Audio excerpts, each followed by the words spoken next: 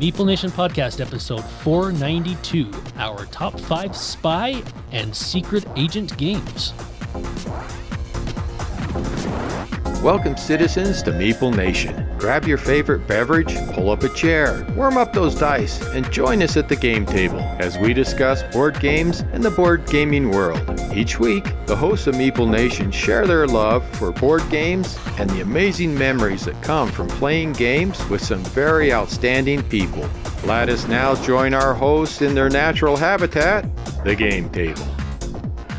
Meeple Nation Podcast is sponsored by GameToppersLLC.com. They have amazing toppers. They go on your table. They go on any table. They will enhance any game night that you have. They will enhance every game night that you have. Superior product, superior quality. We stand behind Game Toppers, and once you check them out, I think you will understand why we like them so much. That's GameToppersLLC.com. We are the hosts of Meeple Nation.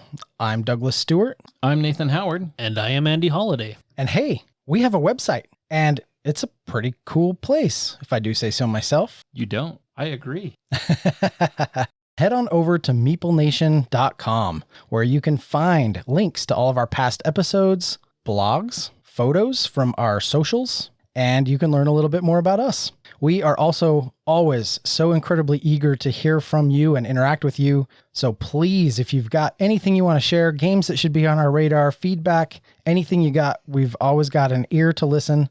So drop us a line at meeplenation@gmail.com. Also, if you go to the website, you can find a link to our Patreon page. This is something that we are pouring a lot of additional work into and have really been rethinking lately. We want to make sure that those of you who decide to become patrons of the podcast really have some great perks and some great bonuses. And so if you go in there, you can take a look at what we have, but we've got bonus episodes, we've got early access, we've got a few things in the works, but we would love it if you went and at least checked out our Patreon page and considered becoming a patron of the podcast.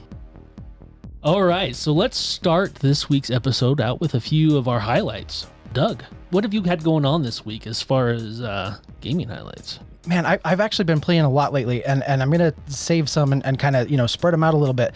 But one thing that I'm kind of excited to talk about is actually Hero Realms. So this game has kind of sucked me back in, and in particular, the digital implementation of this. So when Wise Wizard Games was creating the digital implementation for Hero Realms, which has been out for a while. Kind of a simple little, deck building game. When they were doing the digital implementation, they ran it as a Kickstarter. And so one of the tiers that you could pledge at was for it was like a legendary account holder, right? And so what it did is it gave you a bunch of extra cosmetics and some additional just sort of fluff, but it also gave you unlimited gems and all future content for free. So anything that they put out for the app is free for legendary account holders. So I went ahead and backed at that level, and I think I'm pushing close to about 300 games of this logged. Oh, wow. Because I just play it on my phone, when I've got a minute or whatever, and then I, log the play. And so I had played 200 plus or so games of this, and then I kind of put it away for a little bit, right? But they just recently introduced a bunch of new content. So, well, I say a bunch of new content, a new expansion in particular. So they added some new cards. Your heroes can level up, I think, from level 12 to 14 or something like that. And then there's a new expansion, which includes 9 new really actually well done scenarios where there's special rules and tricks and things, and the AI is really good in the app. They've really done a great job. The app is phenomenal, but this extra content has kind of sucked me back in. And so I've been playing a lot of Hero Realms lately. I think Hero Realms is great, and I'm really excited. They ran the Hero Realms Dungeons campaign not too long ago on Kickstarter. So I'm really looking forward to getting some additional content for the version on the table, which still sees play at my house on a fairly regular basis. They've got a lot of stuff for that game, and it keeps growing, and they keep introducing these really fun expansions and stories and everything for this game, and it keeps growing and I think becoming better and better, and the digital implementation is sort of following suit just right along with that. And so that gives me a place where I can go and kind of get my Hero Realms fix when I can't play it at the table with other people. But yeah, I've been playing a ton of Hero Realms, and it's been a lot of fun. I really like the idea of having legendary backers where I'm backing everything. Just I'm going to pledge at this level. Any extra digital content that comes out, it automatically gets put into in my box, right? And I love that idea. Yeah. 100%. Because here's the thing. This is totally a soapbox here, but I'm getting on it for a second. I can't stand mobile gaming. I can't stand it. Every single one of these games that comes out has all these purchases, right? You've got to, it's all pay to win. You've got to pay to get ahead. You've got to pay for gems and energy and I don't know, whatever, whatever they think they can monetize in the game. And I've downloaded several that it's like, oh, this is kind of a fun game, but I'm not willing to put like $5 into the machine every time I want to pull the lever. So I'd end up deleting all of them, within the first like hour of play, just because I can't stand the idea of everything being so monetized. And if you go out and just download the Hero Realms app, most of the content in there is free, but they do have some additional stuff that you can purchase, I think at a reasonable rate. And they're really trying to make sure that that content is like, it's single purchase stuff. And once you purchase it, you own it, you have it. It's just kind of unlocked content and then it's all yours. So you're not constantly purchasing, lots of like little microtransactions you don't have to worry about. But anyway, I can't stand mobile gaming, but having a legendary account for Hero Realms, love it. So I've played this game. I haven't played this in forever. When it first came out, I backed it, and I haven't really played it much since then. Even the mobile app, I started to, and that was one that quickly kind of just fell off my radar. That and Star Realms, both of them would play quite a bit and just kind of abandoned them. But there's a reason I don't play mobile games, is because I buy stuff. Yeah. I buy pretend stuff. Yeah. And I like to buy pretend stuff. So I stay away from those games. But Hero Realms is something where you talk about it being a purchase where you have that content. It doesn't go away. I like that. I probably still have some issues that I would get too deep into that. But yeah, that might be something. Nope, I better not even say that. I shouldn't look at it. Oh, look, I'm downloading it now. Well, so it's kind of like if you've played like the Ascension or Dominion apps, right? So it's kind of structured like that, basically, right? So you get the base game, and then if you want to start adding expansions to it, you just pay a little fee, and then you have the expansion. So it mirrors that very closely. There are some gems. They're mostly just used for like respecking your characters, if that's something you're into. They're definitely not mandatory to play the game at all, but you can spend a little money on some gems. But as a legendary account holder, I have unlimited gems. So that's also kind of one of those fun little perks. So that's awesome. Yeah, it's been really fun. So a new game that I got to the table, a new game played with you, Andy, is Steam Up, a feast of dim sum, which I love dim sum. I introduced you guys to dim sum when we went to Dallas. We discovered this amazing dim sum restaurant. There's a couple of places that are in Salt Lake area that I have gone to that I very much love. Asian food is one of my favorite cuisines. Mine too. So how could you not buy a game called Steam Up, a feast of dim sum? And I'm really upset that I didn't back this, because there's some content that I really wish I would have picked up. But you have steamers that are out on the table, and it has kind of a Lazy Susan style. It's not a Lazy Susan, but you can rotate the board so that you can share the steamers amongst players. And then once a steamer is in front of you and you have the resources where you can purchase that steamer, then you will take that steamer and claim those pieces and put them in front of you. And the players have their choice of asymmetric boards, which is very nice, gives you a variety of replayability. Then one of the upgrades I did get was I got little squishies, which replace the cardboard ingredients, and these little squishies are awesome. Yeah, so everybody loves little squishies. Indeed. So you have the dim sum, you have the chicken feet, you have everything that was cardboard is now these little squishies that you'll still sort out into those steamers. Steam Up is a great game. Andy, what did you think of that when you played it? I was a little offended because you picked my character for me the first time we played. It was the angry one, wasn't it? Yeah. Yeah, I figured it had your name all over it. So I don't know why you guys think I'm so angry all the time. I'm so calm. Maybe it's just the scowl you always have on that little mouth of yours. That little mouth says so much.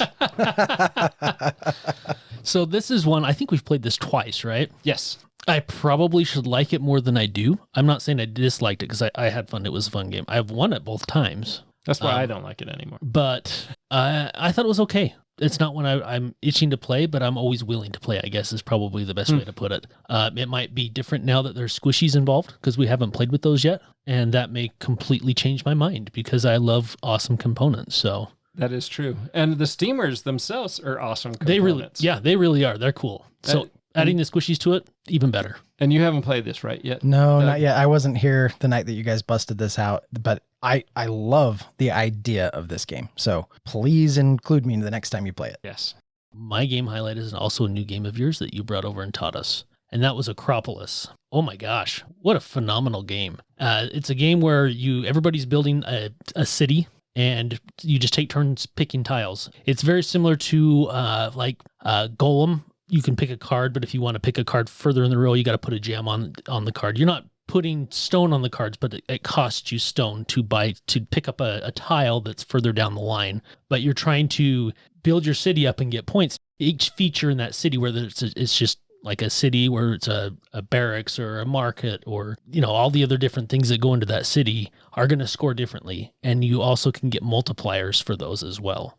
One of the features I loved a lot was the fact that you can build your city not just spread out, but you get to build your city up. So it has that three-dimensional aspect to it. And you were so much better at that than everybody else. It was all of his time playing Cooper Island. Yes, it was. It was kind of funny because before we played this, we were looking at something to play, and Andy had actually pulled out Cooper Island and pulled it on the shelf and plopped it in front of me. We could play this. I was like, yeah, I gotta go.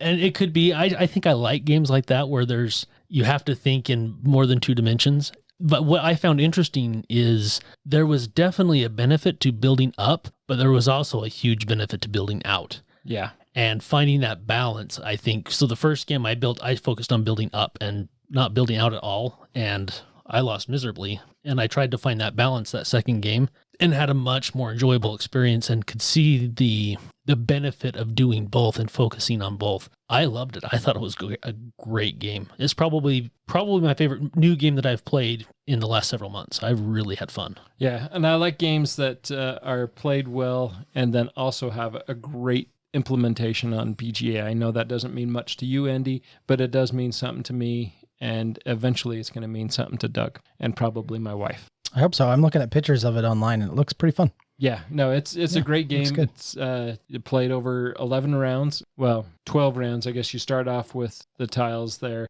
It plays really quick. It has a tactile feel to it that is really kind of gratifying.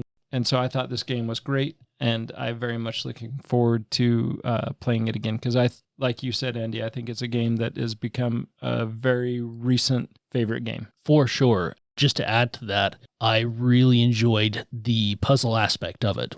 And going back to that three-dimensional side of it, right? It's a tri-hex tile, right? There's three hexagons that are clumped together to make a tri-hex tile. Trying to orient that correctly, because if you can build on top of your quarries, you're going to get stone, which is going to allow you to pay to get the tiles you want that are further down that row. But sometimes you have to cover up stuff that you don't want to cover up. But planning that appropriately can be huge, because you can place a tile, get 3 stone, and you haven't covered anything up that's going to lose you points. The planning that goes into it, the puzzle aspect of it, it was a win in every single way for me. I loved it.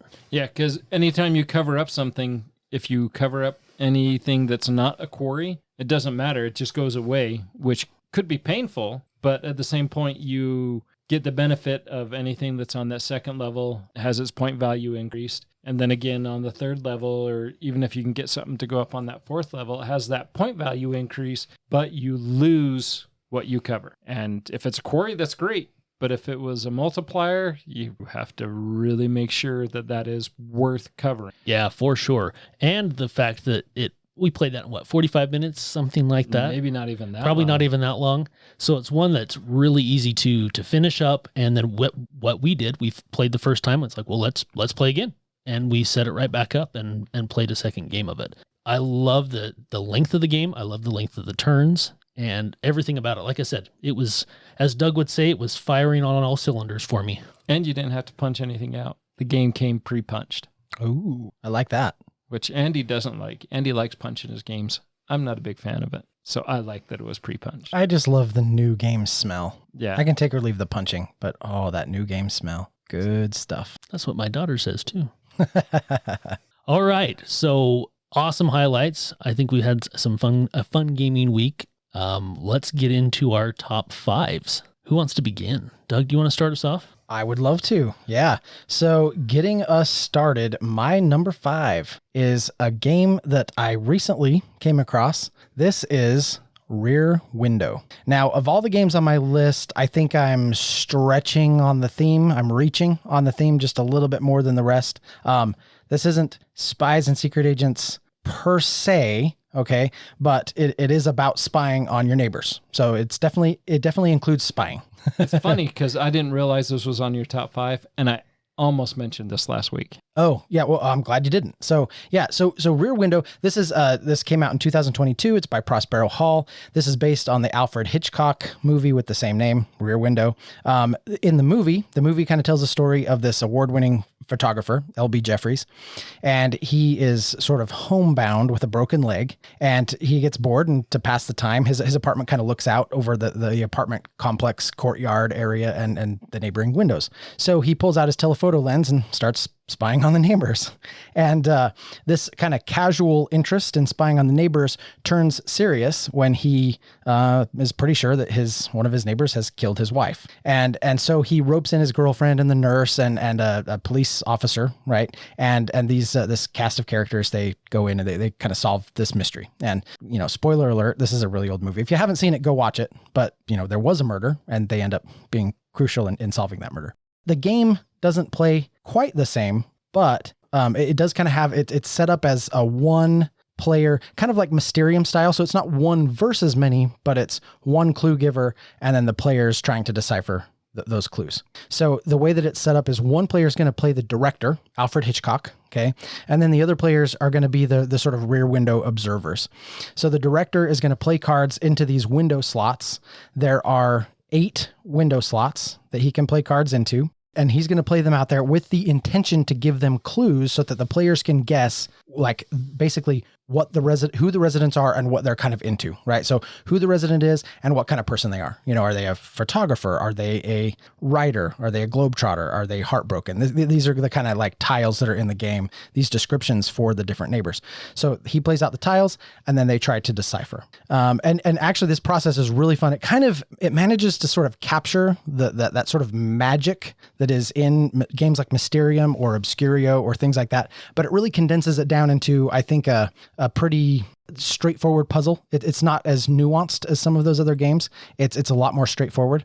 What this game does that I think is kind of fun is it throws a little twist in there, because one of those cards, one of those little tiles that could describe what's happening in one of the apartments won't necessarily be, but could be an actual murder. And so if the game has, if the murder is not in the game, then it is a fully cooperative experience. So the director and the players are all on the same team. They're trying to win together. If one of the apartments does have a murder, the director is trying to get away with it. So it does actually turn into a one versus many in that particular instance. Now the director is still trying to get all the players to guess like 6 or 7 of the correct answers. He still wants them to get the majority of the answers right in order to win, but he has to hide that there's a murder in one of the apartments. And if there's a murder, the players need to deduce that apartment has a murder in it. Anyway, this is an incredibly fun game. If you're a fan of the movie, it manages to capture the essence of what that movie was in a really fun theme. There's some special powers. So you have these tiles that represent different characters from the movie, and they have special abilities that can help the players sort of deduce what the cards mean or what the director's trying to tell them to do and all this stuff. But we've played this like 4 or 5 times just in the last like 2 or 3 weeks, and it hits every single time. Everyone has a great time. Super fun. That was one of the games that we played the other night here. When we had games on both tables. I think Greg and Nathan Tenney both really liked it. I think everyone had a really good time. So Rear Window, I think it's fantastic. I think everyone should check this game out.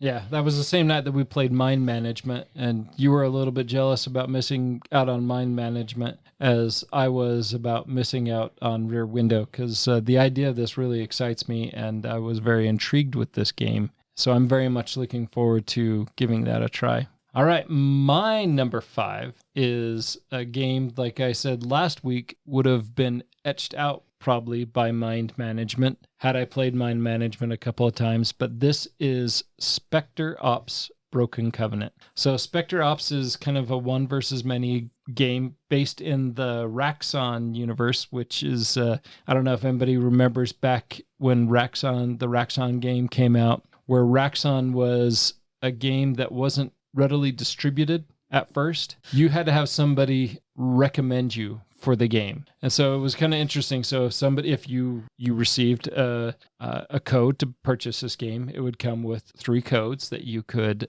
push out to somebody else. And so the spread of the game kind of happened that way. At first, it was very interesting. We had a listener that finally sent me a code and we were able to get it and play it. I enjoyed the game. Spectre Ops I found was much more enjoyable, and it's one versus many, where the many work for the Raxon Corporation, and then there is the lone ARC agent who is trying to infiltrate the facility and to complete secret objectives before the hunters track them down. So the ARC agent is doing secret hidden movement, keeping track of that movement on a pad of paper. And if he ever crosses a street where the hunters could see him, he has to announce that. And there's sections of the board where there are goals that the ARC agent is trying to get to either sabotage or collect information from the Raxon Corporation. The hunters also have a car that they can drive down the road if they need to try to hurry and catch up. Very much enjoyed this game. I personally really enjoy the kind of cat and mouse games.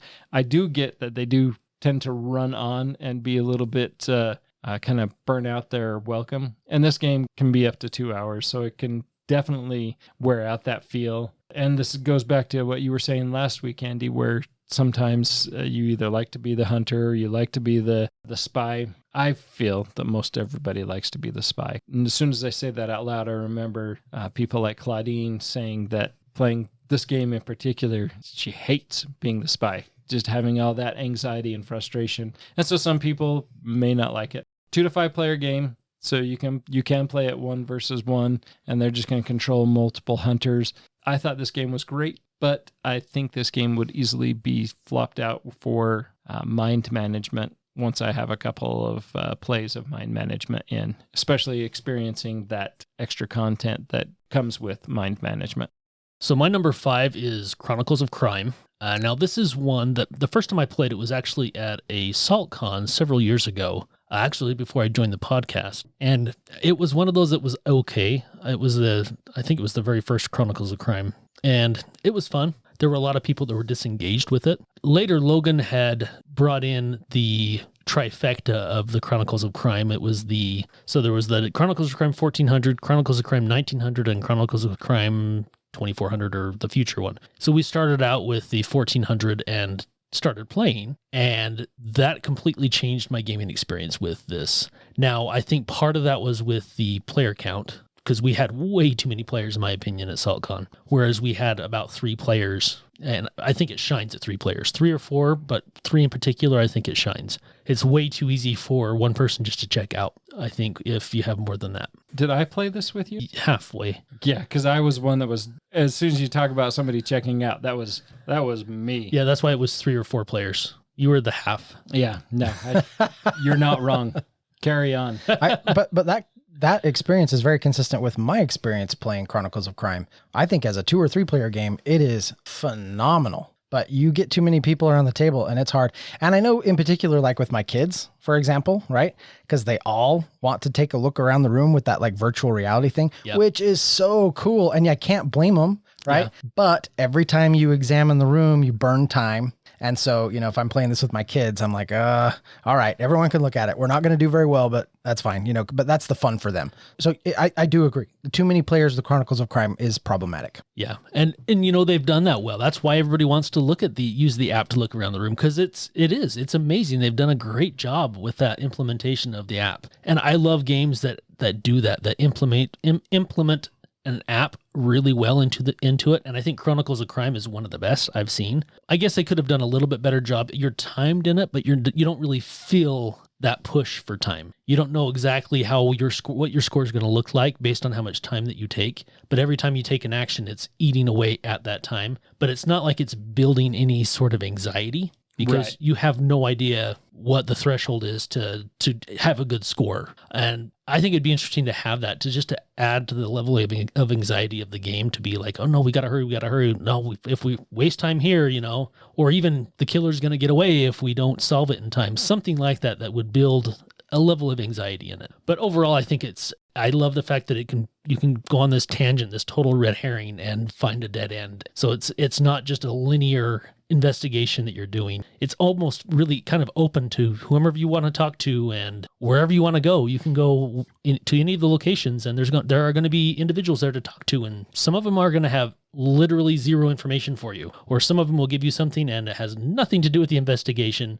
But overall, great game. My experiences with it have been mixed, but my latest experiences have been very, very good. Yeah, I very much feel that the 1400, 1900, and 2400, whatever, very much improved the game to me. Yeah, that Millennium series was a real step forward for the Chronicles of Crime series. Yeah, I think it worked out a lot of the bugs. When I've played those, I've felt more involved. Player count might be a little bit different. The atmosphere might be different, meaning it was playing at a convention where there's a lot of outside noise and a lot of distraction made it hard. But playing it at a more intimate environment and a lower player count makes it much better. For sure. Anyway, that's my number 5. Awesome. Well, let's move on to number 4. My number 4 is a fantastic card game by Fantasy Flight Games for 2 people. I am talking about Android Netrunner. Now, in this game, there's a lot going on. I'm not going to try to do a full explanation of what's going on in the game, but the high level sort of overview is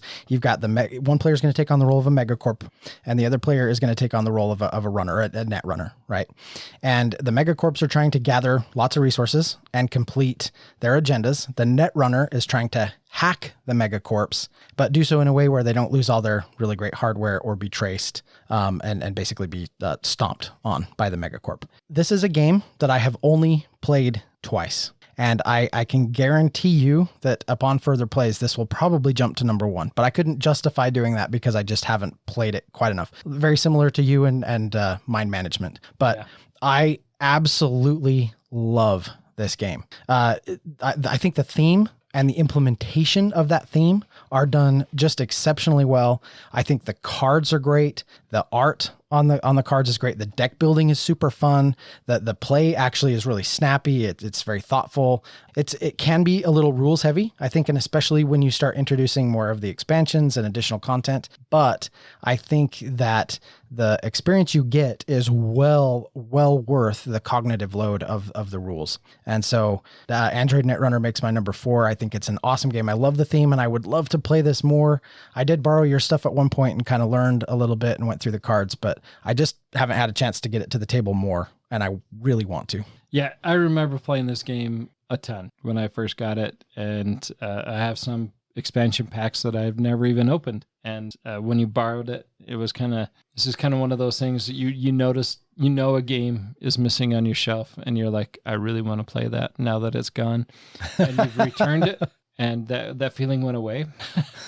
I mean, I would enjoy playing it again, but that kind of urgency of wanting to play that subsided once it was returned to my... So if I want you to play this with me, I just need to borrow it again. Yeah, no. There's something there, but yeah, no, the game was great. I do enjoy the deck challenge or the deck building challenge of it. I remember taking it and trying to teach our friend James Clark how to play this. He was not invested. And it's tough to play a game like this where, I refer back to a lot of like Arkham Horror. Or Marvel Champions or any Marvel of those. Champions, anything where you have a lot of stuff and you're trying to get somebody else invested. They just don't really have that buy-in that you do. And I always had that thrill playing Star Wars customizable card game, Star Trek customizable card game, even the Lord of the Rings customizable card game, where you're playing head-to-head with people who are invested in the game. Yeah, all fantastic games in their own way and in their own right, but 100% you need to play with other players who are just as into the experience. They don't have to own it all, but who are just as into the experience as you are. Yeah. And that's my number 4, Android Netrunner.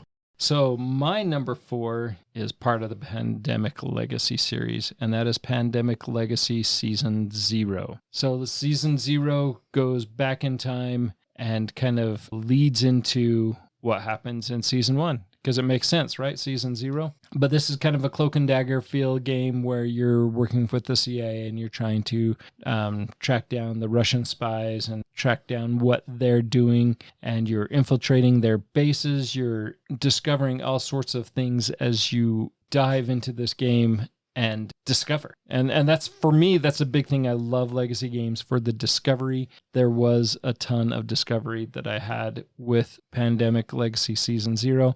Not as much as Season 1, just because that was kind of new and fresh and exciting to me. But Pandemic Legacy Season 0, totally fun. We need to finish Season 2. Yes. So For that sure. we can play Season 0. I would love that. Yeah. What an interesting choice for them to go back in time to like Cold War, right? It's like Cold War era.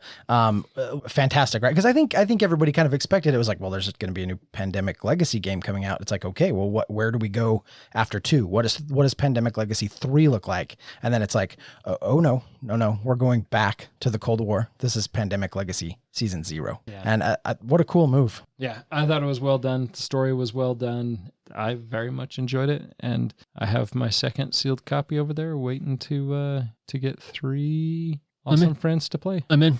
If it's anything like Season 1, I'm in. That was a great legacy experience. Yeah, can't wait. All right, so my number 4 is 5-Minute Mystery. In this game, you are agents trying to find whatever is on the case file that you're given. So there are different case files in the game, and you typically are going to go through a couple of these case files, and there are different levels of difficulty, but there are easy, medium, and hard. And if you get the Mastermind edition, there are Mastermind ones, which are even more difficult. Now, I've played this 3 times and lost one of the 3 games. And the other ones were down to the wire. I mean, we just about lost. The way this works is there's one person that committed the crime, and that's face down. That's a tile that's face down. And then all the other players are going to have cards in their hand of all of the suspects in the game. There's a cool little codex thing has different shapes on it. You're going to have a room card that you're going to look at. And on that room card are going to be symbols that you're going to need to find on that codex. Kind of like one of those hidden, like a puzzle book that you find where you're trying to find Where's Waldo type stuff, right? Where you're looking for the hidden symbols. There's like a square, there's a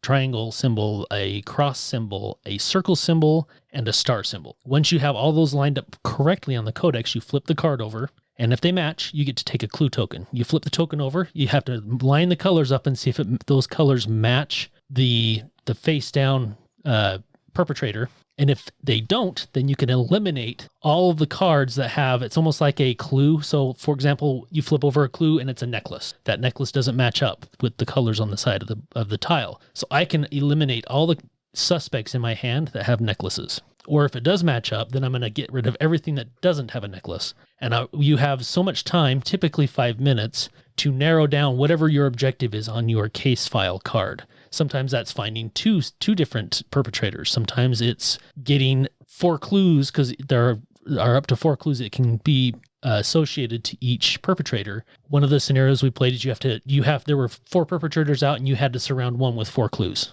And as soon as you were able to do that, then you win. That was the one we lost, and we played it again and ended up beating it with 30 seconds to spare. This is one of those where I flip over the next room card and I'm looking for symbols, and Sierra rattles off 4 before I even have a chance to even find one. It's like, oh, the triangle's this one and the square's this one. I'm like, where are you seeing these? You know? It's those young eyes. I know, right? And finally I'm like, okay, there's the cross, right? Now I found one of the 5, and she's like incredibly good at this. And I'm thinking, man, if it was being by myself, I'd lose every single one of these games. So I haven't played this, but I've played 5-Minute Marvel with your daughters. And I don't know if they thought I had played it before, but I sat down and was ready for them to teach me, and they just began. And so I'm like, we got this game that's timed in 5 minutes, and I have no idea what's going on. And I'm trying my hardest to pick up and piece together what the rules are or what I'm supposed to be doing. And finally, like 2.5 minutes into it, I'm like, okay, we got to stop. Pause. I have no idea what's going on. And they're like, wait, really? You don't know how to play? Yeah. But I enjoyed 5 Minute Marvel, and we've played it a couple of times. So I haven't played this 5 Minute Mystery. It is different though. I mean, you still have that anxiety that you get with the 5 Minute Marvel and the 5 Minute Dungeon games. I think it's Sierra's new favorite 5 Minute game. I think she liked it way more than the other two, and she really likes the other two a lot. But just the fact that there are puzzles and everything else that you're trying to accomplish rather than just throwing cards out and activating abilities and everything else, and the fact that it still plays very quickly and you're timed, and there's like a more solidified goal that you're working towards, that you know what you need to do from the get-go, and yet it still takes a fair bit of time to do. And it was a lot of fun. Very cool. Yeah, I like those 5 minute games, so I'd love to try this one sometime. That's awesome. All right, well, moving on to number 3. My number 3, this is kind of a half crossover with Andy. My number 3 is Chronicles of Crime, specifically Chronicles of Crime Noir. This version of Chronicles of Crime plays out significantly different than the other versions do. You're going to take on the role of a single private detective. So I like it for a whole variety of reasons, but it also leans into that kind of secret agent thing that we're trying to talk about here. But rather than, with a typical game of Chronicles of Crime, especially if you just go look at the base game, right? You have these forensic contacts that you use to sort of, decipher information as you go from place to place.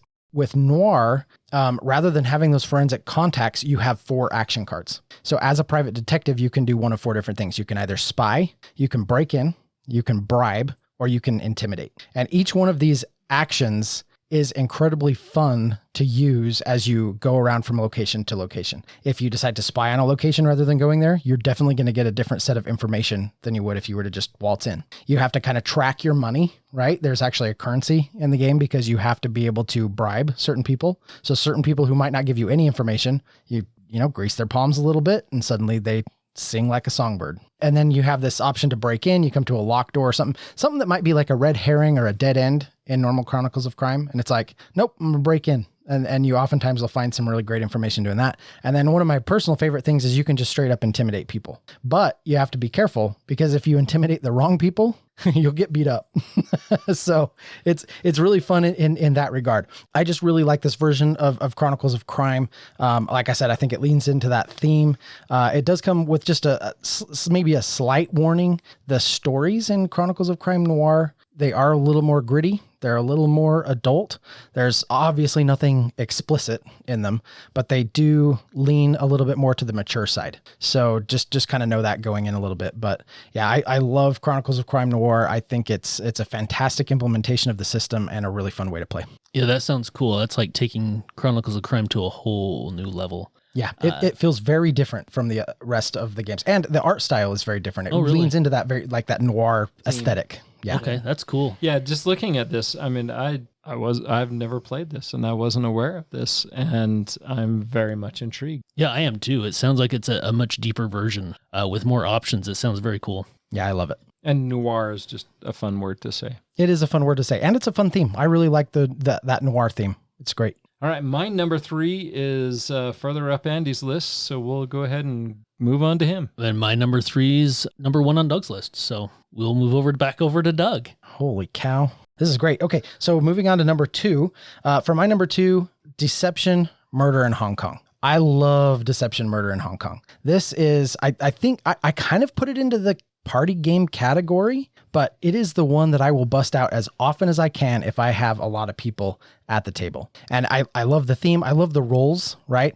They're super awesome, especially at a higher player count because you mix in, well, and I will give this caveat. I think you really need to play this with the expansion. So there is an expansion for this that adds some additional roles and some different cards and things, but those roles in particular are very important. So as you have a higher player count, in the base game, you've got the murderer, the accomplice, the witness, investigators, and the forensic scientist. But in the expansion, you add the it's called Undercover Allies, but you add the protective detail and you add a lab technician and an inside man. So who's doing what at the table and the way those roles interact with each other becomes an incredibly fun experience. I also like it because the rules set is fairly simple. I mean, in 5 minutes, you can have a whole table of people going. The accusations and leaning into those roles as the game progresses really becomes important. The inside man has the ability to take somebody's token away so they can't guess. And then you have like the lab tech that can guess certain certain cards, and you know, the forensic scientist has to reveal whether that's part of the solution or not. So it gives both sides, whether you're on the murderer side or the investigator side, it gives both of them some really unique things to play with, some cool tools and some things to kind of help deduce and hide, and you get that very cat and mouse feel with the rolls at the table. I really love Deception, Murder in Hong Kong. This is one we used to play at SaltCon every year. We used to host Deception events, and it was kind of fun because we would have the table there, and we'd tell everybody to take a stroll around the table so you can see what's out there, so that if you're the murderer, you don't pick like the only poison that's out there. And every time we'd play this, it was funny because it was just everybody would look around as our whole group of 12 to 14 people would take a stroll around the table in single file, perusing each other's cards. But I think that's key for when you're playing with those higher player counts, because you have to know what else is out there. But this is such a great game. I really do enjoy this, and I enjoy just the whole interaction with the players. And then if the forensic investigator. Oh, shoot. Holding Andy there. If the forensic investigator correctly leads the crew to the murderer, then the murderer and the accomplice have the opportunity to identify. Yeah, if they can snuff the witness, right? If they can snuff the witness, it doesn't go to court. Yeah. You know, I love that.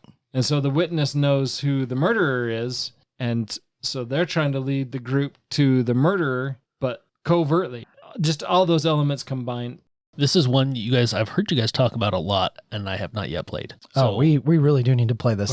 Probably ought to play that sometime. Yeah, and this is not long, right? Like a game of this, and especially if you've got a larger player count, I usually just set a timer, because there is a phase where everyone can kind of go through and give their 2-second spiel on what they think or whatever. You just set like a little 15-minute timer. Everybody does their thing. You can play a game of this easy in half an hour. Nice. That's my number 2, Deception, Murder in Hong Kong. All right, so my number 2 has been one of my favorite games and is probably still my current number 1 hidden role game to play, and that is Battlestar Galactica, the board game, which is kind of funny because this is a theme based on the re-implementation of the original 1970s Battlestar Galactica, which I saw as a kid, but this new version, I haven't watched a single episode, but I very much love this game. So it's always kind of fun when people are talking about, when we're playing, they'll be talking about themes from the show. Goes over my head, but this is such a great game. So it's a hidden role game. People are going to be dealt a card at the beginning of the game. You're either a Cylon or you're not a Cylon. And then depending on if you're playing with some of those expansions, some additional roles. But the game, you want to, as discreetly as possible, throw off missions that the group is trying to take. So at the end of every turn, you're going to draw a crisis card, and the crisis card is going to force the group to try to pass or fail a mission. And if they pass, often nothing happens. So there's no real great reward for passing. However, if you don't pass, it gets really rough for the loyal team. So to pass these missions, each crisis card has certain colors of cards or certain skill type of cards that determine the roles that the players must use to try to be successful. There's skills that they're providing to pass these missions. Often you'll run into a case where a crisis card where you cannot play any card, or all the cards that you have are negative. And as players are playing, they're trying to keep track of all this and be observant of what cards are being put in. And then to throw that all out the window, there's a destiny deck, which will throw in 2 random cards, which could be both beneficial or detrimental to the mission. This game has always been one that I have very much enjoyed, the dilemma of who's good and who's bad, and trying to deduce that. Shadows of Camelot has that same feel. Feed the Kraken kind of has that same feel, but at a much reduced time scale. Battlestar Galactica is a much larger time commitment than the others. And as long as you don't put in too many extra Cylons, you can play it correctly. That's the secret to winning if you're the Cylons. Yes, that is, yeah. Sneak extra Cylon cards into the deck. Absolutely. And you can actually do that by adding some of the roles. Boomer will add an extra card in there. So it kind of also increases your chance of becoming a Cylon. Or my favorite role is Baltar, where whether you're Cylon or you're loyal, I think he has probably one of the most powerful skills. I think you said that wrong. Your favorite role is Boltar. Your role is Boltar. I don't think you ever play anybody else. Yeah. You're not wrong. How can it be your favorite if it's the only one you play? I've played other ones. Or how could it not be your favorite if it's the only one you play? Yeah. But I enjoy it because he gets 2 cards, so he has a higher chance of being a Cylon. That's true. But in the second act of the game, we're all going to receive a second identity card. So at that point, you could have been loyal for the first half of the game, but after the second half of the game, you've realized that you are a Cylon. But Baltar allows you to look at one player's, both of their cards, or all of their cards. And I think that's huge if you are loyal. Yes, it gives you a higher chance of being a Cylon at the beginning, but in the second half, because you're more likely to be loyal than you will to be a Cylon. But in the second half, I think that is extremely important information to be able to totally eliminate the doubt or confirm the identity of one player. So the heart and soul of a game like this, it really revolves around resolving those crisis cards, though, right? And while that mechanism is fun and it does take some time, what you're really trying to do is determine who's who at the table. And it does have that. I mean, we've used the phrase cat and mouse, but it does kind of have that little bit of a feel like, okay, who is what and what are they doing? And you're watching people's actions and trying to deduce what they've played into those crisis events, what cards they've played. And you're trying to kind of suss out who is the Cylon and, who's doing what. And if you're the Cylon, how great is it to be, trying to like subvert the game, but also get away with it. I love that. I think it's really fun. Now, I don't have the same nostalgia that you do for Battlestar Galactica. I never watched the show, and I really don't have any ties to it at all. I've played this game once, and I've played the reimplementation, the Cthulhu-themed reimplementation Unfathomable once as well. Of those two, because they use the exact same mechanisms, right? Of those two, I would prefer the Cthulhu game. I would prefer Unfathomable just because of the theme, and I felt like it was a little slicker. I don't know. I think they smooth some of the rougher edges from the Battlestar system. And so if it's me, I'm going to choose that one. But I think this is an awesome system and a great game. I'm probably going to turn more to Unfathomable now as well, just because it does not necessarily burr off those rough edges because it doesn't have the 3 expansions that Battlestar has. It's a lot simpler to learn and play and manage. If it ever gets expansions, that could change that for sure. But Unfathomable is a great re-implementation of it and one that's available. Love it. That's a great number 2. Awesome. All right, my number 2 is Legendary 007. So I've played a bunch of Legendary, well, not a bunch. I've played several Legendary games, and of all of the Legendary games I've played, this one is probably my favorite. I like the James Bond theme anyway, but I thought that there was a lot of synergy with the cards for the deck building aspect, more so than the other ones I've played, it seemed like. The art was just basically scenes from the movie, which that was okay. Oh, is this one of those that uses just stills? Yeah, just stills. And which is okay. I mean, that's not my favorite. I'd rather them have cool artwork. But as far as gameplay goes, and with the villains coming out and how everything worked, I enjoyed it more than the Predator version or the Alien version of it. I can't remember if we've played the Predator version or not, but I know we've played the Alien version. I liked it better than the Alien version. I've liked it better than the Marvel version of it. Apparently the Buffy version, I'm told, is better as far as what Logan tells me. Yeah. I mean, I do enjoy the Buffy version.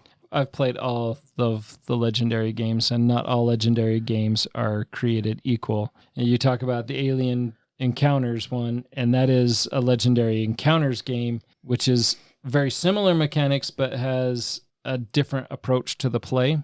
But what I like about this one is that its expansions are all based on the movies, and you can break up the section into movies, right? You have the actor who plays James Bond, and you have the villains that are in that movie, and you have henchmen that are in that movie, so that you can essentially go through that movie, which is something that none of the others do. And I actually find that quite appealing because as a big fan of James Bond, and that was something my dad loved when I was a wee lad. So I pick up on a lot of the nuance that is in the cards and in the scenes. and has a little bit more nostalgia to me. And I've read all of the Ian Fleming books.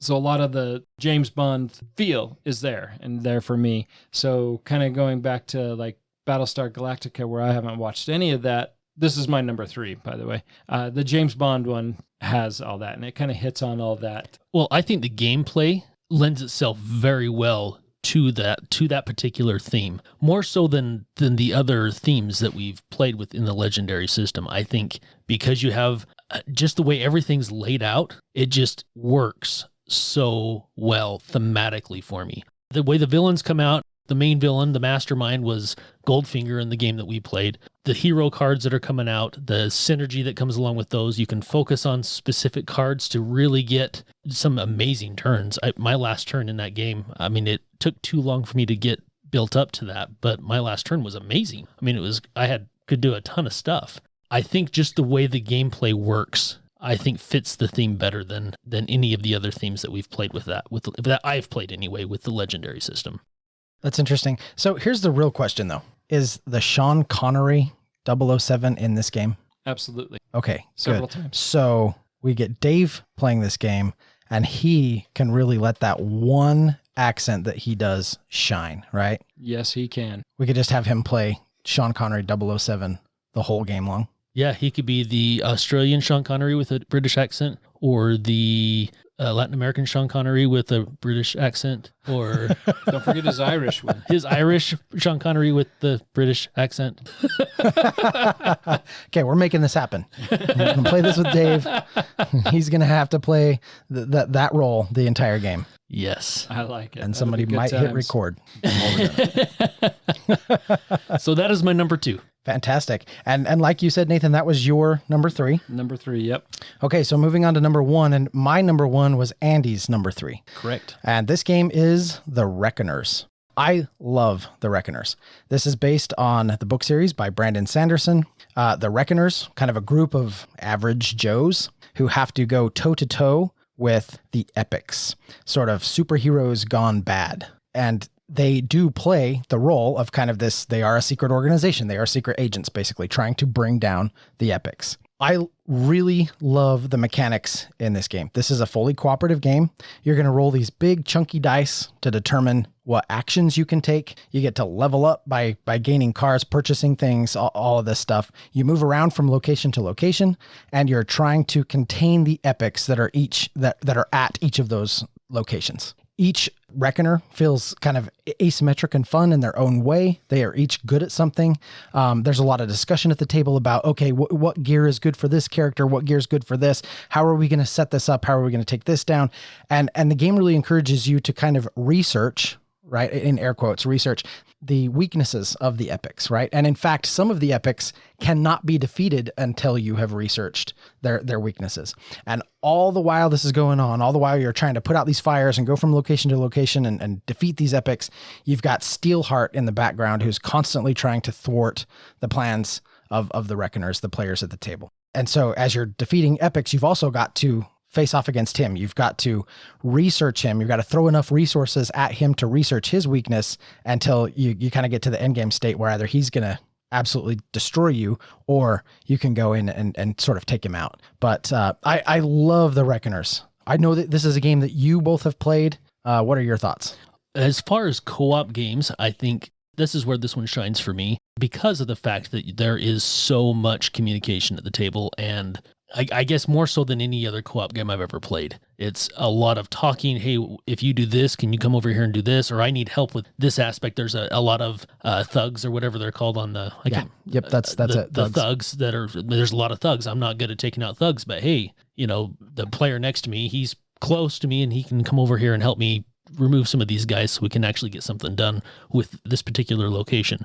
I've never read the Brandon Sanderson books, but just playing the game makes me want to read the books. Yeah, they're very good. They really are. And that's what I've heard. But the gameplay's fun. It's enjoyable. I don't know. I love, as far as co-op games go, it's one of my favorites. Yeah. And one of the things too, just as you were saying that, it made me think, one of the things this game does so well that I absolutely love, because there's a lot of cooperative games out there that mess this up, and that is that every player at the table, you feel like you can do something. It doesn't matter what character you play. Every round of the game, you feel like you are contributing to solving the problem or containing threats or doing whatever. You are a presence on the table. You're not just, I can't really do anything, or I'm not really sure, and everybody else is kind of just leading the charge on taking care of stuff. Everyone has an important role to play. Yeah, you are an asset at something. That something has gone wrong that you need to fix that is unique to your character. And I think a lot of that goes to the fact that the game produces enough anxiety that there's so many fronts that you have to maintain, that it is required. It kind of has a little bit of that pandemic anxiety in it, where there's outbreaks that are happening, but this, you have epics that need to be stopped, epics that need to be researched, epics that need to be eliminated, or thugs or whatever. And I think, for me anyways, it feels like they really did pull in that theme from the book and that feel from the books and make it part of the game. Yeah, I totally agree. It's awesome. Also, it doesn't hurt that this is a fantastic production. Yes. I mean, the production of this is made, like, metal pieces. Those dice are incredible. Still some of my favorite dice to roll, those big, thick, chunky dice. It uses game trays, has all these little insert pieces and markers, and everything else that this game uses is wonderful. The thugs, right, are actual plastic pieces that sit on the table. They're like little miniatures. Yeah, the production's off the charts with this one. Yeah, I would agree with that. So that is my number 1, and Andy's number 3, The Reckoners. All right. My number 1 is a game that I was introduced to on BGA. And after several games, I went on a big search. A big search. That sounds really dumb, but that's what I did. I went on a big search to find my own physical copy of PI. So PI is a pure deduction game where each player has 3 pieces of evidence, or 3 key items that they're trying to identify. They're trying to identify a person, a location, and a crime. And you have the player to your left, you have what they're looking for, so it kind of has a little bit of a clue feel that way, where they're asking questions and you have to give them information. There's a board, and on the board there are 14 locations. And you're trying to put out markers to identify where the crime is and what the crime was and who was involved in the crime by taking out cards from the market row. And then the player to your left has to identify that as either part of your case or not a part of your case. And they do that by putting markers on the board. So if they put a disc on the board, then that means that card is one of the 3 elements of your case. If they put a cube on that board, on that location, then that item is not part of your case. However, the related item is adjacent to that location. Or if they don't put anything, then you know that that element has nothing to do with your case, nor do any of the adjacent parts. Which is my favorite. I actually love in the early game when you play a card and they don't put anything down, because it completely eliminates like a whole section of the board as possibility for you, which is fantastic. It's just huge. On your turn, you can also play an investigator token, which will check all 3 elements on one section of the board. And so then the player to your left has to they can put out a series of cubes, or they can put out a series of cubes and discs that will give you some information. And you have to, through other clues, deduce which is related to your case and which is not related to your case. And this one is really good when you get no cubes. Yeah. Because you've eliminated a group of all 3 elements, the person, the location, and the crime. I think that's the one I was thinking of. Yeah. When you put that one out and you get nothing back, it's like, oh, great. I've narrowed my solution down to this area of the board. Yeah, it's huge for me as well. One key element that I missed is that the game is actually played over 3 mini games. And so you're going to go through this and try to solve 3 different cases, and then you're going to get a cumulative score over all 3 of those cases. And the player with the highest score over all 3 of those is the overall winner. This game is great. I love it. I've even gone as far as, when I'm playing online, I created a spreadsheet so that I can help eliminate and keep track of stuff. Because, I mean, you can keep notes and you can write down whatever you need. But I love my little spreadsheet so that when I eliminate people, I know what's left. Nerd! board. That's awesome. wrong. I just use the little notepad feature up in the top of BGA, which Yeah. also works for basically the same. I mean, it's not as fancy as a spreadsheet, but same intent. Yeah. Right. Now, I will say, if we're talking about the board, right, we're getting it to the table, right, the board on the table versus the online implementation. I personally really prefer the online implementation for two reasons. One, if you get it to the table, your neighbor is responsible for tracking your solution. They can mess up. Yes. And if they do, there are rules that kind of handle how that works point wise if they mess up, but it can really derail the game when somebody doesn't Absolutely. get it right. The BGA implementation is all handled by the programming. So it's not a person that handles the solution, the computer does, and the computer doesn't mess up. So I like it for that reason. Also, don't sit on the fact that if you're playing it online, you can take the time needed to really noodle out and fully deduce, right?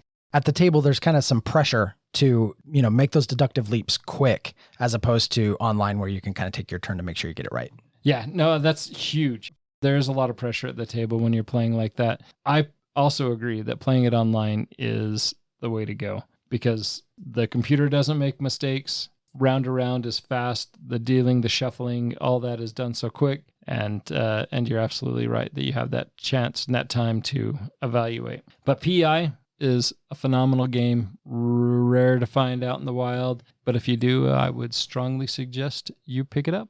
Awesome. Great pick. Which brings us to the number one of number ones from the number one.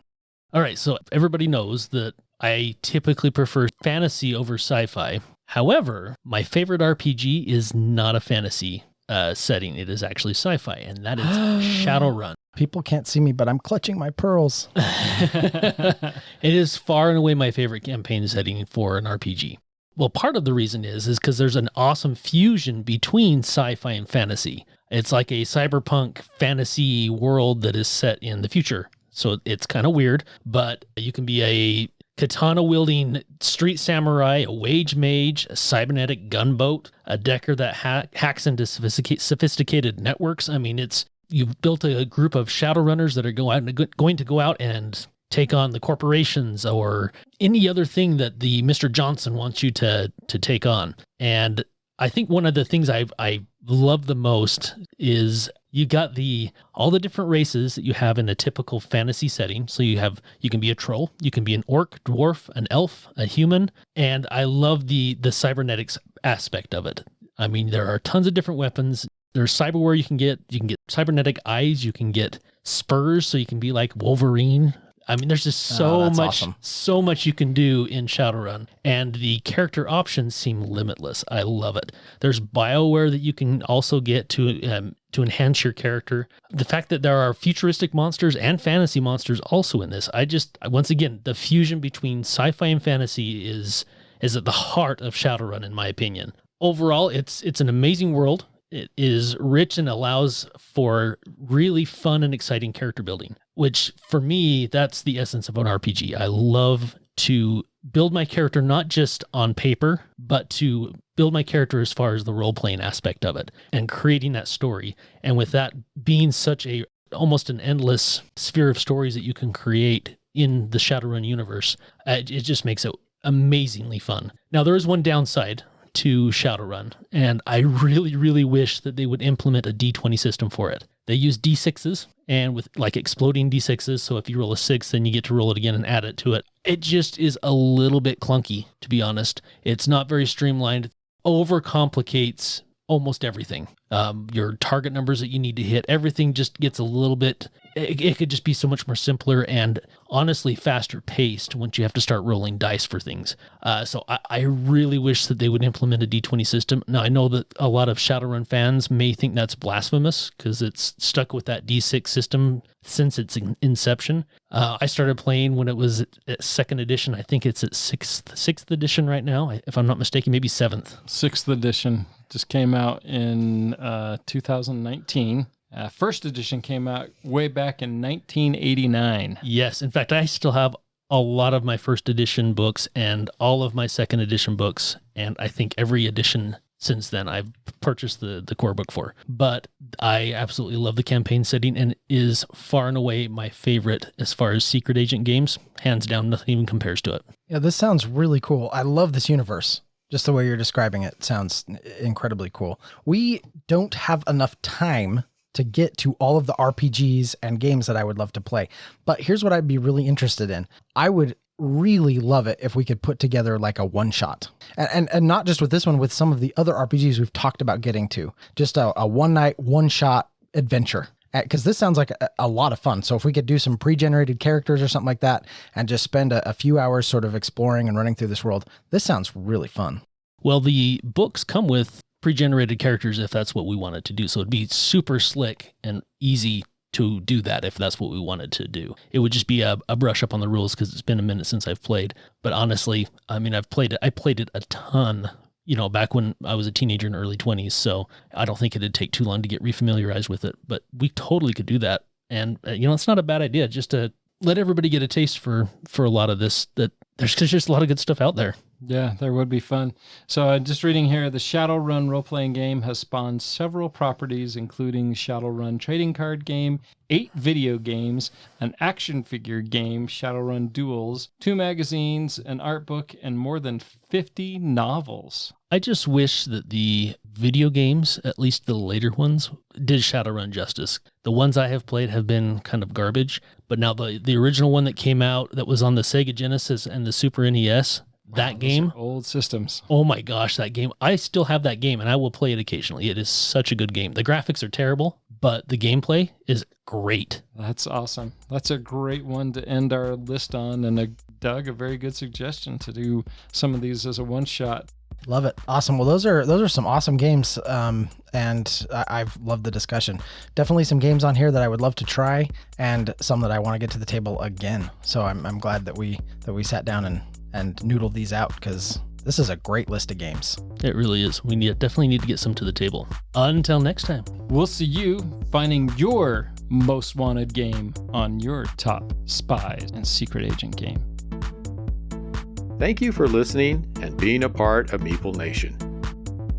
If you would be so kind as to follow, subscribe, share, and rate or review this podcast, it really helps to spread the fun. You can be more involved in supporting the podcast by joining the nation at patreon.com/MeepleNation, or you can find a link at the top of our webpage, meeplenation.com. And while you're there, look at all our extra content. There are links to all our past episodes, a wide variety of blogs, pictures from our Instagram feed, and bios for all the hosts and our awesome bloggers. Follow us on Twitter, Instagram, and Facebook, all under Meeple Nation. If you would like to chat with the hosts or other members of the nation, you can join our Facebook group, Meeple Nation Off Air. We hope to see you again at a game night, a con, or maybe a suspense-driven evening of Werewolf. Thank you for listening and supporting Meeple Nation, and stay tuned for next week's episode. Thank you so much for listening. We very much want to thank our patrons who help keep the podcast running. I personally want to thank my co-hosts for all the help they provide with both content here on the podcast, in addition to what we have available on our website. Without them, the podcast would not happen. If you too would like to support the podcast, you can join the nation at patreon.com/Meeple_nation. Or you can find a link to Patreon at the top of our webpage, meeplenation.com. If you have any questions, comments, or games you feel should be on our radar, you can always reach us at meeplenation@gmail.com. We can't wait to hear from you. I am grateful to Doug and Andy who helped me edit episodes, and I want to thank James and Kim Clark who do the editing on our blogs and on our webpage, which can be found at meeplenation.com. We want to thank Brain Detergent for our music. If you want to find more from him, you can follow his links that can be found on our webpage, or simply search for Brain Detergent on YouTube to find more of his tracks. Thank you again for listening and being part of the Meeple Nation community.